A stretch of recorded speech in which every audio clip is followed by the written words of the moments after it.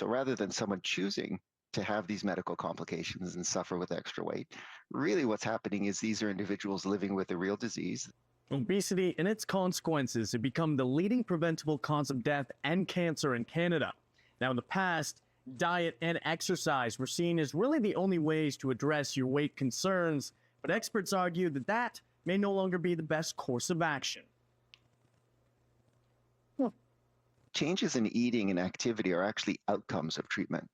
Dr. David Macklin has spent the past 20 years researching obesity medicine and says the science has changed greatly in recent years. And while he admits the consequences of obesity are dire, they are also treatable. If behavioral therapy and medical therapy, for example, are being provided and effective, that treatment allows someone to make changes in their eating and their activity.